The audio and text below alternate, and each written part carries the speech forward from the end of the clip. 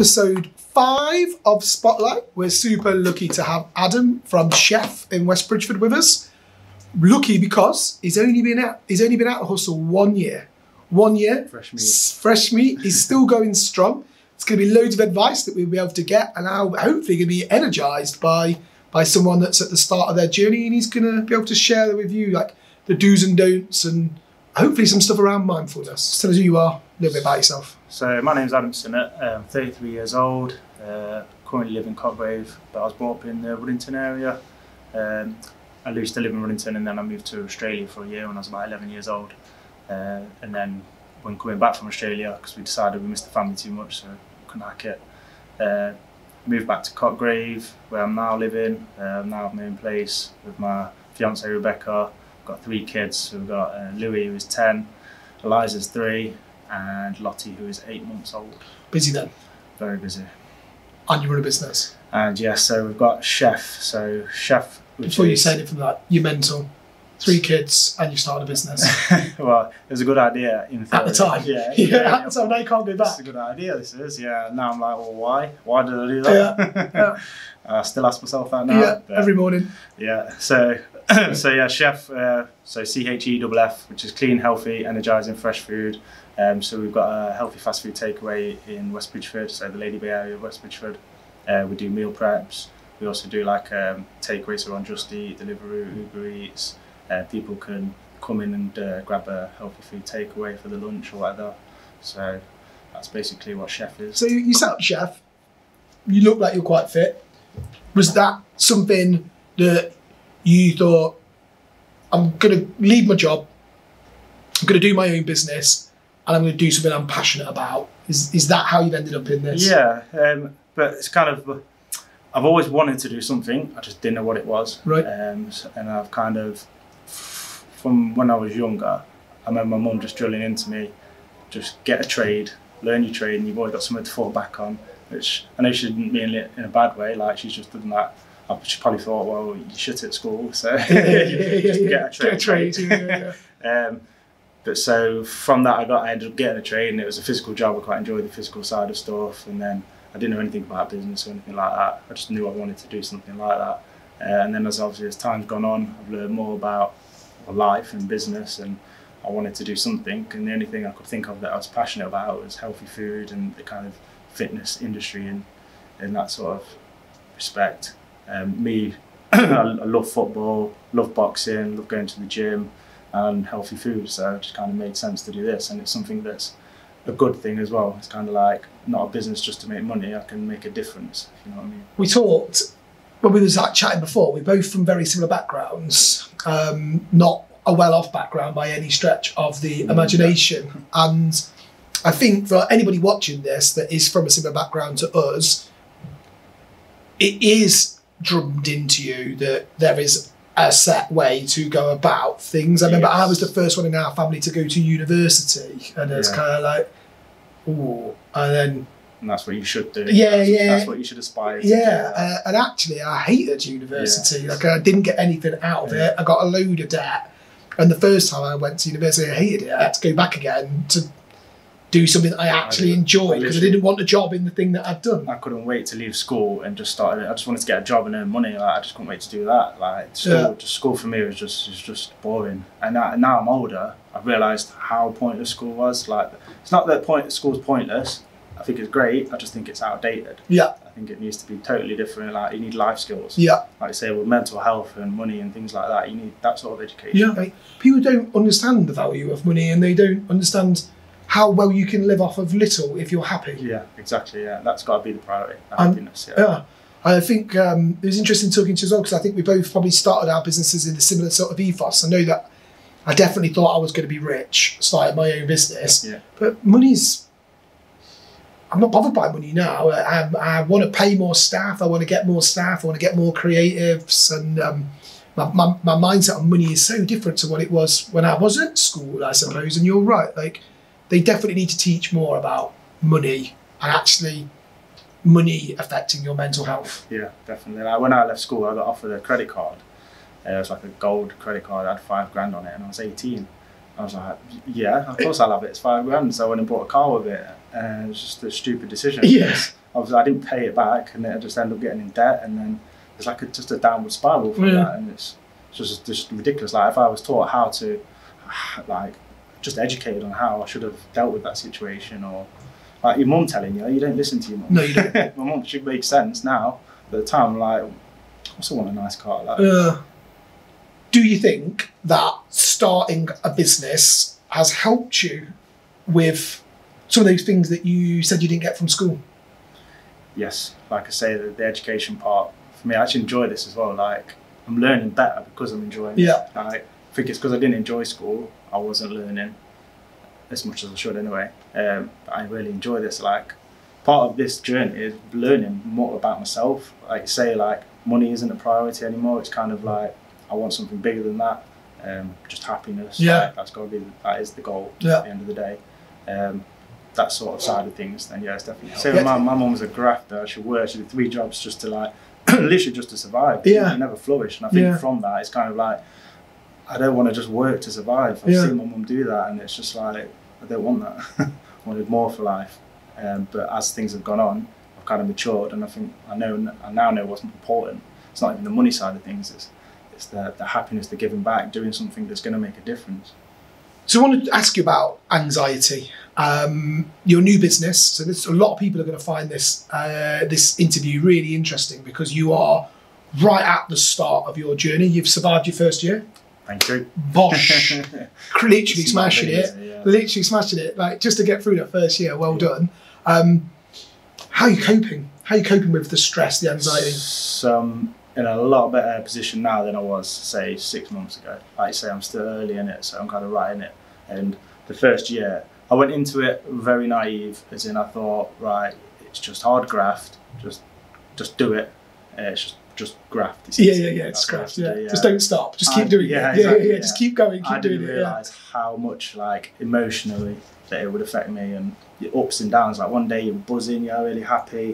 The next day you're really depressed and down, and just dealing with that side of thing has not been easy.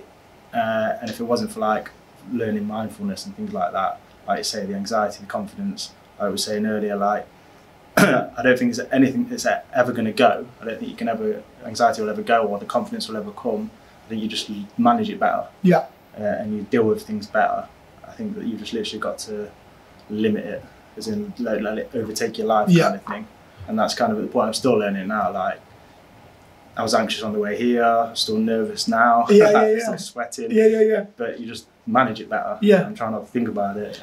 Do you think that you've been able to, in your mind, isolate the fact that you are going to have anxiety, and then you've developed a way of dealing with that as opposed to letting it consume you? I think that's massive. Just accepting it. That's one thing I've definitely learned, is this is anxiety. Like, this is what's happening, and kind of trying to relate that to something like on the way here. Like I said, I was getting anxious, so I try and think, right, I'm excited. Try and switch it into that kind of turn it on its head. Because I was listening to a podcast where they said that it's the same feelings. Like, the happiness and excitement is the same as anxiety. So you've just got to tell your brain that. Kind of manage it in that respect. And actually, there's quite a lot of nonsense out there about mindfulness, and it can be a bit wishy-washy, but mindfulness is what it means to you as a person, and you cracking your own mindfulness, and only you're responsible for that, aren't you? You've got to find what's relatable. There's so much content out there, and it's free. Like, use it. Just find something that you can relate to. Like, sometimes you can listen to the same thing 100 times, and somebody else will say it slightly different. It's like, oh my God, it just clicks. I have the worry shower. Right. It's my own way of dealing with it. Right. So about 18 months ago, I probably got quite consumed in just how stressful it had become. I had staff, officers, costs, everyone's getting paid first before me, and you're thinking, oh, am I going to even be able to pay the mortgage this month? So I started to develop a process whereby I will only allow myself to worry in the shower. Okay. So in the morning, and I now look forward to it, I go in the shower for probably about 15 minutes, and I allow myself to worry in the shower. So all the things I'm worrying about, I will worry in the shower. And then before I get out of the shower, I make a decision how I'm not going to be worried about those things tomorrow. Like that. And then when I get out of the shower and I shut the shower, it stays in the shower. Like so sometimes I have 2 showers a day. Yeah. But that's my way. That's my way of developing, because we're a business, so I've got to be seen to be the guy who's not worried that it's all going really well, even though it might be going terribly. Yeah. But I've got like that, and just that's something I'm trying to learn to do myself. Like you say, just dealing with it, accepting it, and then dealing with it, and moving on, kind of thing. Yeah. Obviously, you're never going to move on, but you kind of I'm at work now. This is my focus. Like, 'cause it's hard I take things to work with me, and I'm dwelling on this, and my customer service is crap because I'm just thinking about something that might not even happen. Yeah. Just something I'm worrying about, and it's you just need to find a way to deal with that in the worry shower like that. But in the mornings now, though, I have a shower and then I turn it on to freezing cold and I have a cold shower for about 30 seconds. So I'm quite anxious about that the whole time. Yeah. So I have to just do the worry bit and then turn it cold. Yeah. I have this argument in my head every morning, like, no, you don't need to do it today. You need to go have a cold shower. But it works. It does work. I think as well. I think all business people definitely need that outlet, because it's a marathon. It's not a sprint. You're what, a year in now, and that must have felt like a pretty long year. I want people to know that is the case. Like, I came into this so naive that I thought I borrowed loads of money I had nothing to start the business with. I borrowed loads of money, leased things, got credit cards out for backup, and then bearing in mind I'm still in the early days, so I'm still paying that back now. And 6 months in, you're like, I'm not making enough money to pay these bills. I thought business, you're just rich. I thought as soon as you have a business, you're rich. It doesn't work like that. No, it doesn't. It really doesn't work like that. It doesn't. The first thing that dawned on me when I sent my first invoice, we were like, ooh, first invoice sent. 3 months later, they've still not paid it. And people didn't pay their invoice. So what's going on? Why are they not just... I've still got to pay mine. Yeah. Why are they not just transferring the money straight to me? You're like, oh, I'm going to have to ring them up and ask them to pay. That's another thing. Like, asking for money that was a hard thing to do. It's tough, isn't it? Yeah. Yeah, it's tough. Little things that you don't think about. Like, I was just giving away things free. And I was like, well, I need to get a bit more business minded. I don't mind giving away things for free, but I need a reason to do that. I'm not just doing it. Just scared to ask for money, or just getting comfortable with asking for money.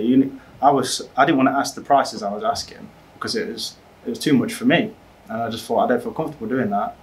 But then I realised, well, the service I'm offering, the product I'm offering, I'm doing all these things. Like, I use local butcher meat, we're eco-friendly, we do everything fresh. Like, I've got to pay all these costs. Like, what I'm offering is worth that money. So as far as I'm concerned, I should be comfortable asking for that money. True, right. That's a really good tip. You are worth what you are worth. I struggled with that at the start. So tell us what CHEFF is. Tell us the ethos of CHEFF. So I suppose how it started is kind of in my old job. I used to obviously do boxing, I used to go football, go to the gym, stuff like that, look after myself. And I was frustrated that while I was out, I couldn't just go somewhere and pick up a healthy meal. The healthiest thing you can do is go co-op and get a pasta pot, which is actually full of shit. Anyway, full of sugar. And salt. Yeah, exactly. Yeah. So unless you break it down, you don't realise you're just told that that's healthy. It's pasta or whatever. So you end up eating it. I was just frustrated. I couldn't go and get a hot healthy meal. So kind of in the back of my mind all the time. And then I was always looking for more whilst I was at work. I wanted to do something, and like I said, food was my passion, the sports kind of industry, that side of things. And I seen this business loan, startup loan. So it's through, I think it's a government funded startup loan, but I did it through MBV, which they I know MBV, Yeah, so they helped me. There's a guy called Glenn Starbuck. He helped me do my business plan, which is what you needed to get the funding. So it kind of just started from there, and it all kind of snowballed. But I just wanted to be able to provide people with a choice of healthy food rather than going to Greg's or McDonald's. Like, there's just no choice. Yeah. Like, I get such a nice feeling when people have come in and said, "Oh, I was going to go to McDonald's, but I've come down and had a CHEFF," and it's a nice feeling. Like, you've made that choice. You wouldn't have been able to have that choice. Yeah, it is. You wouldn't. That's right. You hadn't had to start this business. That's right. It's good. That's anybody watching that is thinking about starting a business. MBV, invaluable. Yes, really good. Yeah. I started there. I was scared to do a business plan. I looked into how business plans and what they are and stuff like that.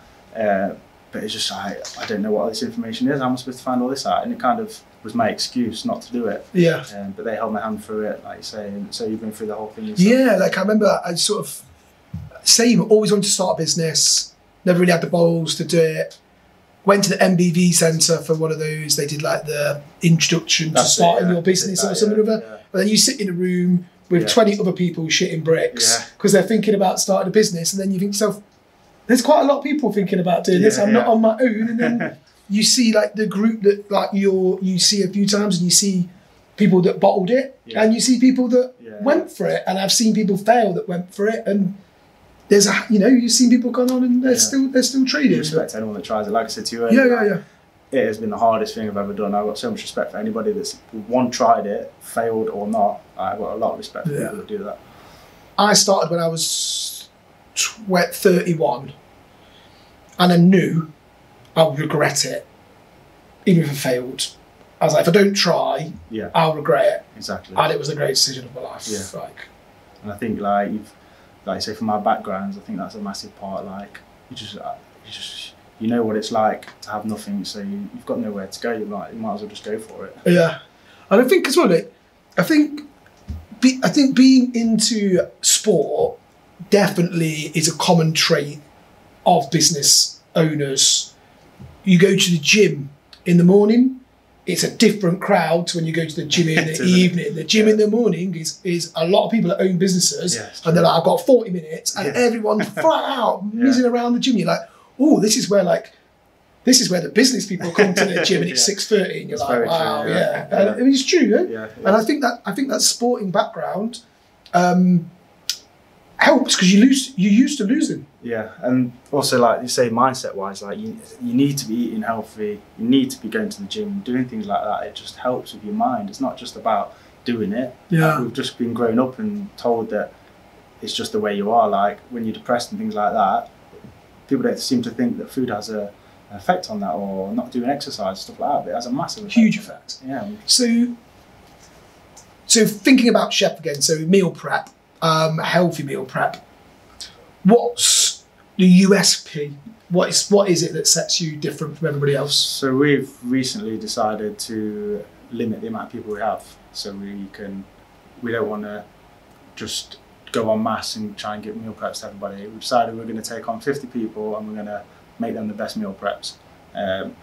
It's obviously not an easy decision, because you just want to be the best, and you want to do everything, you want to get as many in the gym. But like I said, it's not about the money as such, even though I need it. It's not all about that. Like, I want to provide a good service. I want people to recommend us. I want people to come back to us. So I'd say our USP would be that, and the fact that we use local meat. So we use Wilford's Butchers, which are in West Bridgeford, Fruit Basket in West Bridgeford, Nottingham Seafood's all in West Bridgeford. So we get everything local. Everything's locally sourced, locally produced, and that's a massive USP for us. And we use eco-friendly stuff.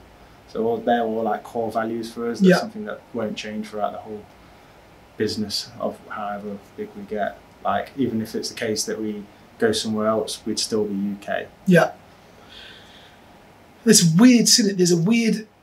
very, very strange synergy between that decision that you've just made and the decision that I made with this business. We stopped taking on clients for a while because it was like, I need to focus on training the staff and developing the staff and making sure that what we are doing is the very best. And we were turning customers away, saying, and we were having people begging us to work. And we were, which you think is just crazy. People, you're telling people, they're like, what? And they're like, I can't do the job for them at the level that I want it to be done. And I would rather take a risk and employ 2 more people and then spend 3 months training them before we expand the client portfolio. So I think that's a very smart decision. It's not naive coming into the business, but it's been a massive positive for me, because I've literally listened to people. I've listened to my customers. I've listened to the feedback, positive or negative. I've listened to it. I've learned from it. I've adapted the business because of that. If I'd gone into it with knowledge and thinking I know best, I genuinely think I wouldn't be where I'm at now. So we've adapted, and I think that's so important. Anyone that does want to start a business, don't think you know what it's going to be like. Just listen to people, listen to your customers, and take it on. Like obviously, some people moan, but at the end of the day, they're right. If they don't agree with it, or they're moaning about something that they feel like that, then they actually feel like that. So just take it on board. You don't have to do that change, but take everything on board. That's good advice. I remember when I started mine, I bought my £300 laptop, which is now the doorstop, and a phone from Tesco, because I thought that I needed a desk phone. I don't know why I bought a desk phone, but I felt like I needed a desk phone. So I spent $9.99 on this desk phone. So it felt like a proper. Yeah. So I was in like this little room in our house at the time. So I had my laptop and my desk phone, and I sat there and I thought, right, I've quit my job. I've got a laptop and a desk phone. I sort of sat there for the first half an hour of like running my own business, and I was like, I ain't got a fucking clue what I'm supposed to do. Yeah. So the first call I made was to somebody that I knew that had a business, and I said to her, "What do I do?" That is massive as well. That's one thing, like mentors and things like that. I've been lucky to find a couple of people that have helped me for free. But anyone starting a business, like a mentor or a coach, whatever you want to call them, is massive. Yeah. Even just, especially if you lack a business knowledge, it's a massive thing. Even friends, like if you've got friends, you've got anyone, just advice. Yeah. And I don't think that there's ever enough advice, really. Like I've had advice off people that have owned and sold businesses and have become millionaires in their own right, that have given me advice. I've had advice off 2 guys that got the Prince's Trust grant and fixed phones, and you watch the youthfulness and you think, actually there's loads to be learned from these guys. You say, like, are you 5 years in? So, yeah, 5 years, so, and I bet you're still learning all the time, aren't you? All the time. Yeah. All the time. Like learning about my gut, learning when I'm thinking to myself, this is a bad idea, pull out of this, tell these people to jog on. Like, learning all the time. I ignored my gut when I first started, because I wanted to train chefs and I thought I want the best chefs, I want to do all this, and then I realised that I should have just gone with my gut. I got somebody that was passionate about what I do and wants to learn, rather than thinking they know best and doing what they wanted to do. Like I've had to sack 2 chefs, and I thought I'd never have to sack anybody. Oh God, it's horrible, isn't it? It's the worst thing ever. So I've learned from that. I had to learn quick from that, which is it's good now. I'm glad it happened now. Yeah. At the time, it was old. At the first one that you have to do, I had to have someone on my hand. Yeah. I had to get someone to come in and do it with me, because I was just like, I remember speaking to the person and it, and it was like, they knew they were doing no work, and I knew that they knew that they were doing no work, but I kept paying them because I didn't have the balls to say, this isn't working for you, like you need to leave and get another job and we'll pay you a month. So let's think about a chef's customer then. So you're in West Bridgford area. Yes, we're in Lady Bay of West Bridgford. Yeah. Good place to be. So who is a chef customer? So that's changed a lot. For me, it was kind of, I thought it's just going to be pure gym goers, and that will be my target market. But I'm learning as time goes on, it's kind of, healthy eating's kind of on trend. Like people are learning more and more veganism. So we have vegan options, veg options, gluten-free options. We can cater to all of that. But I'm learning is people just want to eat healthy. Just everyday, hard-working people that have families that don't have time to cook. They want to eat healthy. So I'm finding that that's a massive percentage of our market, not just the gym side of stuff. So for you, really, then, what in terms of like marketing the business, you just need to really focus in on that West Bridgford base, get your message out there to them, and keep doing it. Exactly that. Keep doing it, Keep doing the best we can do and providing the best service we can, and just making people healthier and happier. So let's think about success. So you're at the start of your journey. A year in, I'm 5 years in, and success to me isn't money based. I always thought it would be, but it's definitely not money based. It's definitely happiness based. I've got a goal. I've got a plan. I know ultimately what will make me happy in the long run. Yeah. What do you reckon that will be? For me? For me. For you? Yeah. I'm going to say another little chihuahua. An army of chihuahuas. Yeah. An army of chihuahuas in Ibiza. That's it. That's literally it. All I want to be able to do is see the sea in Ibiza and be able loads of chihuahuas floating in. Loads of just me and the chihuahuas. Yeah, that would be a dream. So have you got a 10-year plan? Have you got a 5-year plan? So for me, it's kind of like, whenever I'm listening to these podcasts and these motivational things, it's like, you should have a goal, you need a goal, you need a goal. And I agree, but because I think it's because I'm early on, I think that's what it is it changes all the time. Yeah. Like, I have like a macro, like I'd like obviously CHEFF to be massive. One thing I do want to do is, so CHEFF's obviously it's kind of like a mid to high price. I would love to have the same sort of concept but in poor areas. So I might not be able to use or the local like Rutherford's butchers. And that makes sense. But I want to provide them because I think in poor areas, like I say, we were brought up in poor areas. Yeah, we were. You're not educated. It's not cool. No. Like, I'd love to make it in poor areas where people have the choice to eat healthy. That's affordable for them. Yeah, that's a great goal. Rather than just 20 pack of crisps. That's an amazing goal. Yeah, that's a really lovely goal. I'd love to do that. That's a lovely goal. And if you can achieve that, if we could help you achieve that in any way, I would be. There's something in that. I'd be well interested in exploring that. All the food options are shit. They are. Yeah. And they're just so cheap. It's just I can't like, you know, myself, like, we go in and we can buy like 5 bars of chocolate for £1. Like, yeah. I can understand why it's happening, but bag of chips for £1. But there's nothing there to battle that, then it's just going to carry on. Nothing's going to change, and that's why there's so much depression in like the poorer areas and stuff like that. So you do have a goal then? You just have maybe you've just realised it. Maybe, right now. Maybe. Like, I've got the macro. I'm just not sure short term wise. I'm kind of like, it keeps changing. Like, I know where I want CHEFF to be, but just because I'm trying to get it off the ground. Yeah. I think it just keeps changing. You're still in pure 100% hustle. Yeah, exactly. Every day. Like, we're open 8 in the morning till 9 at night, Monday to Saturday. And you're there all of it. Sunday I'm delivering. It's like, and obviously having 3 kids and a fiance. It's not even a dog, husky, and a Jack Russell. Yeah, and a mortgage. And an overwhelmingly growing larger set of responsibility. You're going to use the worry shower. I can feel it. Especially if you go to the gym, you get to do it twice in one day. Yeah. We've talked about how you've been going a year. That in itself is a success because 95% of businesses fail in the first year or whatever the stat is. Yeah, 95% fail in the first year. So you're a success. You're top 5%. That's it, done. Top 5%. That's it. I can retire. Yeah. Only. So, what 3 things would you put down to the reason that you have made it through the first year? I'd definitely say I'm not very good at losing, especially like having a sports background. I don't like losing, so I'm stubborn. Yeah. I want to win, no matter what it is. I just want to win, and for me, giving up it isn't in my DNA as such. So I'd definitely say that's a massive thing. Like, you need mindfulness has been massive for me. Like, I didn't really even know about mindfulness. I didn't know what it was 2-3 years ago, and that's been massive to help me through this kind of year. But you need to be able to grind as well. Yeah. I think that you've just done your first year.